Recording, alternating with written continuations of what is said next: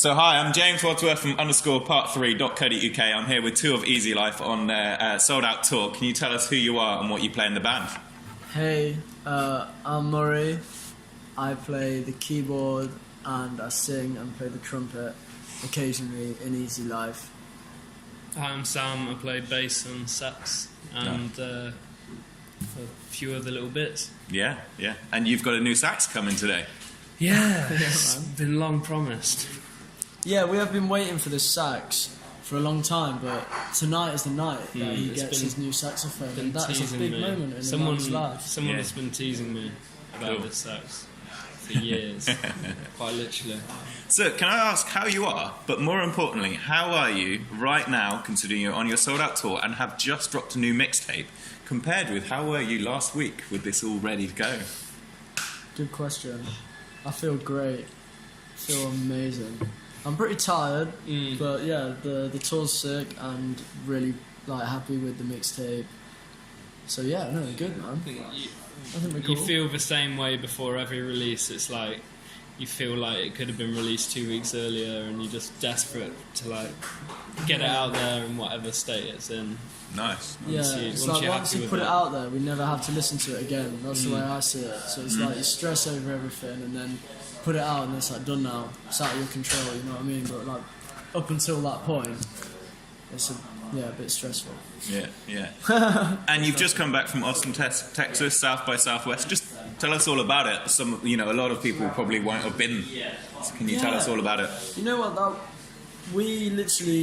That's the first time I've ever been to the US, and Texas was afterwards we went to New York, and everyone in New York we met was never been to Texas, and people never really go there unless you're doing whatever it is we were doing out there, festivals or going to Houston or whatever. But it's a pretty remote part of the country I was getting, and it was just mad. Just it's honestly literally like GTA, San Andreas, constantly. It was constantly playing that game, wasn't it? Every single spot was no way. Even when we saw that gym that you used to go to, Gold's Gym. Yeah, it was just a computer game. But it's very I don't get small. that. Can you explain? Yeah. The cars were huge. Yeah. The place was huge, and there was just looked like if you wanted to go around shooting people up and pulling prostitutes, that would be a good place to do it. Great. You stamp on people's heads and money comes out. You grab it. But it was a lovely place. Yeah, it was one of the best places I've ever been to. Everyone was lovely and friendly, and and there was cowboys, it had a very kind of small town vibe still. Yeah. It was huge, and it took ages to get anywhere. But whenever you were in a place, you felt like you were in a small cowboy town. Yeah. Yeah, it was wicked. Highly recommended. Amazing festival as well. Incredible festival. Amazing. Yeah. So it is becoming pretty common for bands to drop a single ahead of their tour. You didn't drop a single. You didn't drop Sunday, which is the lead. You dropped a whole mixtape. How did it come about from going, we're going to drop, with your record label, we're going to drop Sunday to, actually, we're just going to drop our mixtape? Yeah. We just had we just had the concept together, and it didn't make sense to just drop the couple of songs by themselves, because they all really tied in together as a body of work. It was all written and produced and recorded and mixed, mastered and what have you within the space of just over a month. So it's just basically our entire output during that month. We decided to just put it in a body of work and put it out, just because it just felt right, really. So it was a piece and released as a piece. It did, yeah. Writing it did feel like it was sort of, all belonged together, and releasing it individually would have been a crime. I think that's more of our style anyway. We like the conceptual aspects of releasing music. And 100%. That's really, really important to everything that we do. And everything is written, not everything, that's not true actually, but most things are written, start with a concept, and that might be, whether it be just a single, one song concept, but it's usually 2 or 3, or in this case 6. So And the album will be that too when we get around to it. So. Do you want to tell us a little bit about the concept? It's called Spaceships, and is that something you can talk about? I think so. It was more of a stance on the production, really. The Spaceships theme was more like how we wanted to go sort of glidey and intergalactic with the sonics of it all. And then from that, there was also like this idea of looking up, like lyrically, and like that we're like tiny and all our little like irrelevant problems are like really minor, but then we discuss each of those problems at length on the mixtape. Yeah. I mean, the feeling I get is that the whole thing is a very like honest. It's a very like opening up, both lyrically and musically. There's a lot of like expressing yourself and a lot more telling the listener to like hold your head up and talk about things, kind of thing. Okay. Yeah. And I can hear that as well in the production, what you're saying, but then the production produces the lyrics and the... Yeah, I think for us the production almost has to mimic the lyrics and vice versa, because like on Sunday we've got all those sort of warm tones that reflect the sort of happy-go-lucky feel of the track, but if you take a tune like Jealousy or Wet Weekend, you're perhaps more like abrasive and still smooth and mellow, but melancholy in that way. I don't know. Yeah, I wanted to ask you, I could pinpoint lots of lyrics. But, brilliant. But That's good, man. But I kind of Thank you. picked up on the you've never seen her type in uppercase. Yeah. Tell me. And Yeah, you know what? I'm really gonna have to come straight out with that. Yeah. My girlfriend, who's great by the way, she's the best. She never types in uppercase, and like despite my best attempts to annoy her, she seems to resist and always keep it chill, and that makes me cripplingly insecure because I feel like I can't actually wind her up. I think a good power to have in a relationship is to be able to piss the person off. So if she's listening to this, I hope you're fuming and that you're feeling really shitty, because then I'll win finally. So typing in uppercase, is that talking about messaging, and that's like an angry messaging? Yeah, so like, it goes like the type of girl to only type in lowercase, hid behind her iPhone button on her face. It's just about typing, man. It's not actually that deep, but it's more just like, oh look, this girl's super cool and really chill, Yeah. And like, Yeah. She doesn't give away too much. Yeah, holds the cards close to the chest. I think like I'm like making my girlfriend sound ace as well. Like, this is a very sort of affectionate verse, but perhaps like it's all the whole song. We all have our flaws, don't we? Yeah, but actually thinking about it, you were saying about talking earlier, and you were saying about maybe that lyric, we're getting really metaphorical now, is a little bit, you say the insecurities and things, and actually being open. Every interview I do at the moment, songs seem to talk about honesty, and like lyrical honesty and being real.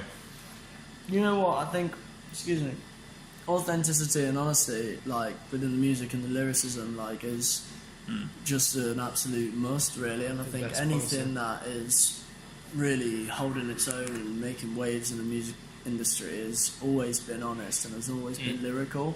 So I think people respond to that, because although like some of our lyrics are quite specific to my personal situation or something that I've seen happen or what have you, like I think if I've seen it, then it must have happened to a million other people, so they can relate to that. So all I've got to do is like I've in a privileged position of being able to write it down for them to read, and then be like, yeah, actually I get exactly what you're saying with that. And I think that can only come from being brutally honest and just being like, today, like was a good day, and talk about that, or today was a bad day, and then talk about that. So I really hope this makes sense. No, it does. And actually, speaking to you, I'm getting a new perspective on the new mixtape that I hadn't had before. Oh well, man, thank you. It's always nice to people actually listen to it. That makes me laugh sometimes. Yeah. So we've seen many times, and I think this was talking about you. It's been described as you formed the band on a whim, Murray. The success has been massive. And like in quite a short space of time, has this changed all of you? the Easy Life is no longer a bit of a whim. And I was also wondering, metaphorically, but I think it's not relevant now, whether Spaceships was out of the world success. You know, like, tell me how it's no longer a whim and it's becoming a bit of a thing. You know, sold out tour. I think the underlying thing with that is that all of us now don't work really menial, terrible part-time jobs. So now this is like an escape from the mundane reality that is going to work at like... But as it's our only escape, it's like it has become our reality. Yeah. So we're kind of I stuck think in we're this all weird... finding it fun and like never take it for granted because it's we've had incredible luck, and you know it's what a great time we're having out here doing these things when, you know, things weren't so simple. The before. band was kind of formed Definitely on a whim. Yeah, it was, and it was just us lot We coming slowly, together. like, accrued everyone. But we'd been sort of avoiding each other for like 5 years prior to actually making music together, because we all made music from where we came from but never actually did it together.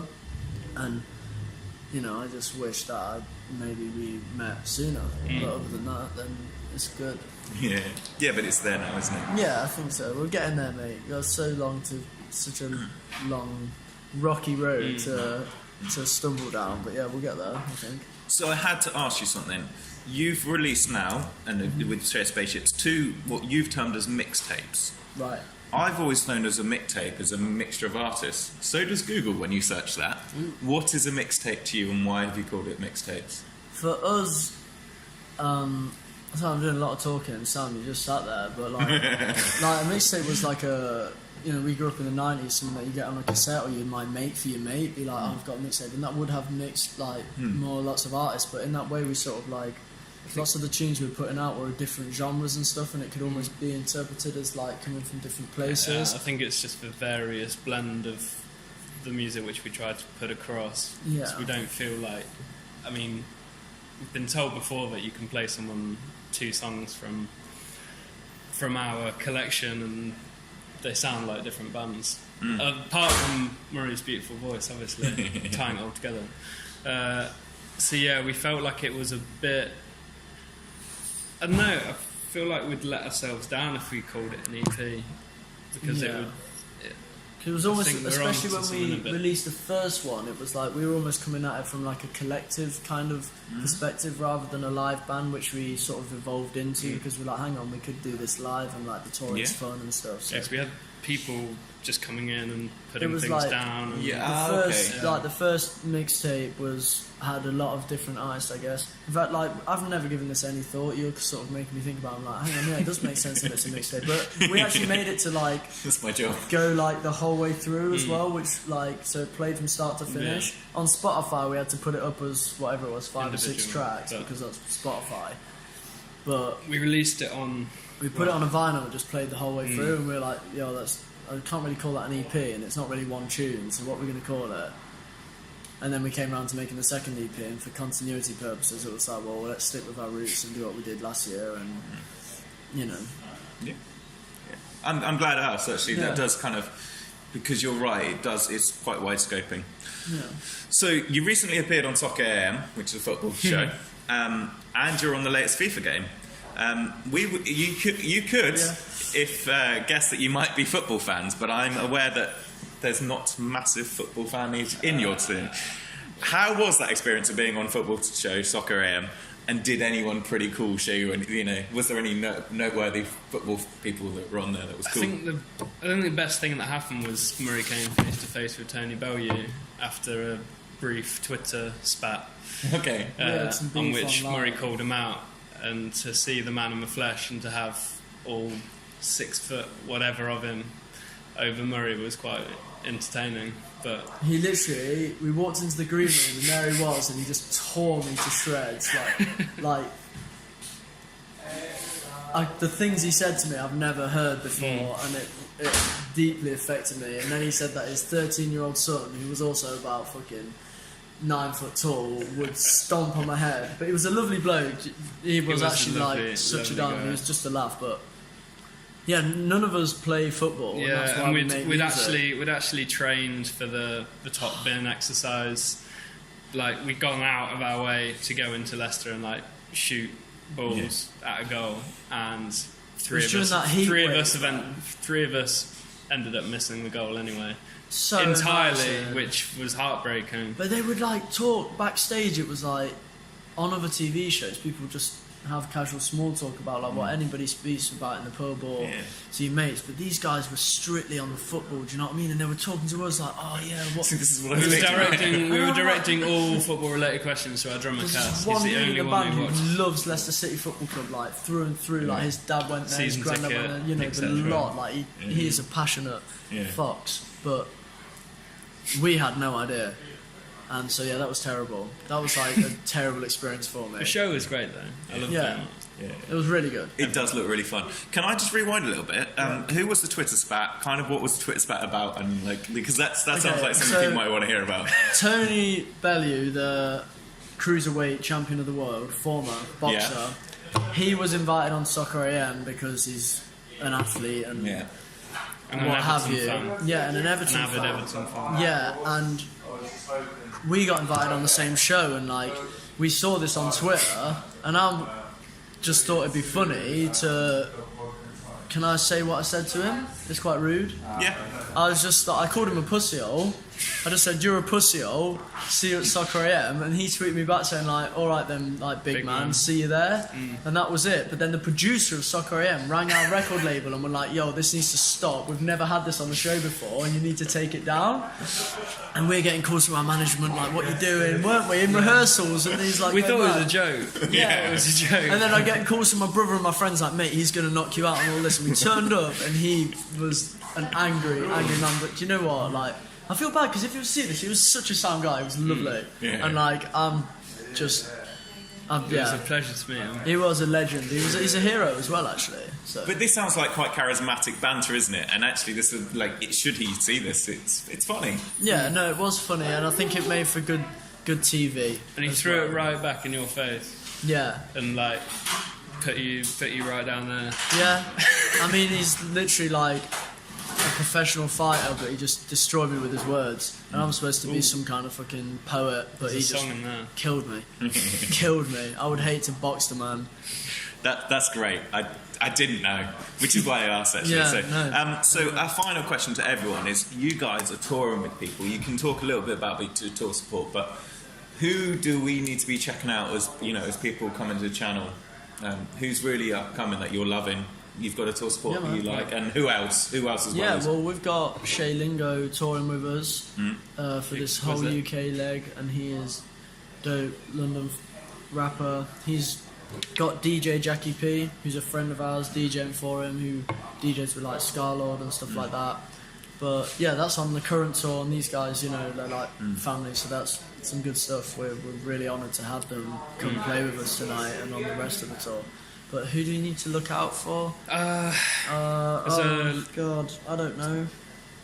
Shouldn't you be telling us this? This is the sort of info I need from like years on the ground here. Like, I've been stuck in a van for a week. I have no idea what's good at the minute.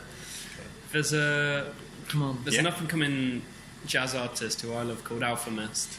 He's released. Well, he might be slightly above up and coming now. I think he's pretty established. He's climbing. But it's jazz, so it's a little harder to see. But definitely check out Alpha Mist. He's released. His album came out a while ago, but I think we might need that spelled. Or would it? ALFA Mist. Okay.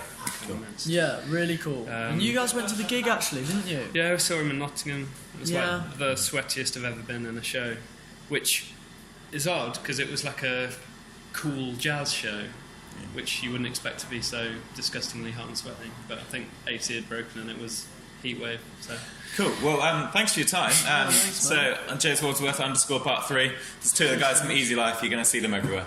Amazing. Thanks. thank you.